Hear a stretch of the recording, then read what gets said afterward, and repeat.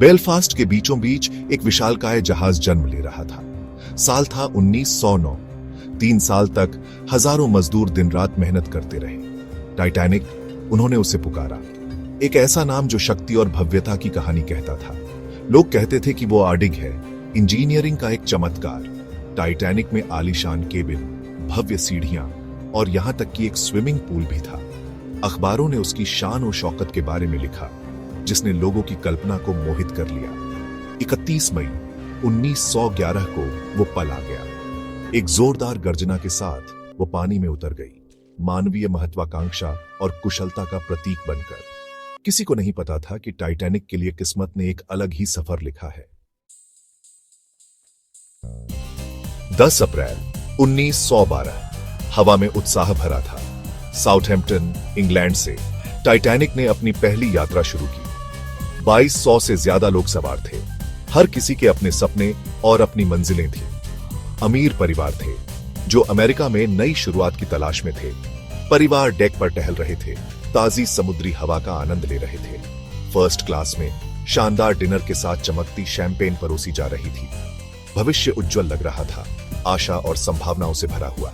लेकिन सफर अभी शुरू ही हुआ था और उत्तरी अटलांटिक की बर्फीली सांसों में अनजाने राज छिपे थे। जैसे जैसे टाइटैनिक पश्चिम की ओर बढ़ता गया, बेचैनी की भावना पैदा होने लगी। वायरलेस ऑपरेटरों को दूसरे जहाजों से संदेश मिल रहे थे। हिमखंड, उन्होंने चेतावनी दी, बड़े और बहुत सारे, टाइटैनिक के रास्ते में दक्षिण की ओर बहते हुए। संदेश ब्रिज तक पहुंचा दिए गए, लेकिन चेतावनियां अनसुनी कर दी गई। कैप्टन स्मिथ, एक अनुभवी नाविक, बेफिक्र लग रहे थे। उन्होंने जहाज की गति बनाए रखी, उसकी ताकत और साफ रात के आकाश पर भरोसा करते हुए। लुकआउट्स अपनी आंखें गड़ाए हुए थे, खतरे के किसी भी संकेत के लिए क्षितिज को देख रहे थे। समुद्र शीशे की चादर की तरह था, तारों की रोशनी को दर्शाता हुआ। यह सावधानी बरतने वाली रात थी। फिर भी विशाल जहाज अपने भाग्य की ओर बढ़ता रहा, मानो अजेय हो। रात के 11:40 पर वो हुआ जिसकी कल्पना भी नहीं की जा सकती थी। एक लुकआउट ने उसे देखा। एक विशाल हिमखंड चांदनी के नीचे चमक रहा था। उसने अलार्म बजाया। जहाज मुड़ने की कोशिश में इंजन दहाड़ उठे, लेकिन बहुत देर हो चुकी थी। एक भयानक आवाज के साथ हिमखंड टाइटैनिक के बाजू में जा घुसा। अफरा तफरी मच गई। नींद से चौंक कर यात्री डेक पर दौड़ पड़े। जो जहाज डूब नहीं सकता था, वो डूब रहा था। लाइफ बोट्स नीचे उतारी गई, लेकिन सबके लिए पर्याप्त नहीं थी। जैसे ही टाइटैनिक लहरों के नीचे समा गया, बर्फीले पानी ने न केवल एक जहाज को, बल्कि 1500 से ज्यादा लोगों के सपनों और उम्मीदों को निगल लिया। टाइटैनिक के डूबने से पूरी दुनिया में सदमा पहुंचा। यह प्रकृति की शक्ति और मानव जीवन की नाजुकता की कठोर याद दिलाता है। जांच से पता चला कि कई गलतियों और चूक ने इस आपदा में योगदान दिया।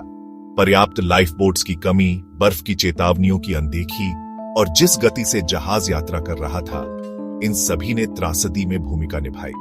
टाइटैनिक एक शक्तिशाली अनुस्मारक के रूप में कार्य करता है कि तकनीकी प्रगति के बावजूद हमें अप्रत्याशित के लिए सतर्क और तैयार रहना चाहिए। इस आपदा की मानवीय कीमत हमें सुरक्षा को प्राथमिकता देने और चेतावनियों पर ध्यान देने की याद दिलाती है, चाहे वो कितनी भी छोटी क्यों न लगे। इस त्रासदी ने समुद्री सुरक्षा नियमों में महत्वपूर्ण बदलाव किए, जिसमें पर्याप्त लाइफ बोट और 24 घंटे रेडियो निगरानी की आवश्यकताएं शामिल हैं। टाइटैनिक भले ही चला गया हो, लेकिन उसकी याद एक प्रकाश स्तंभ के रूप में काम करती है, जो हमें अतीत से सीखने और सुरक्षित भविष्य के लिए प्रयास करने का आग्रह करती है।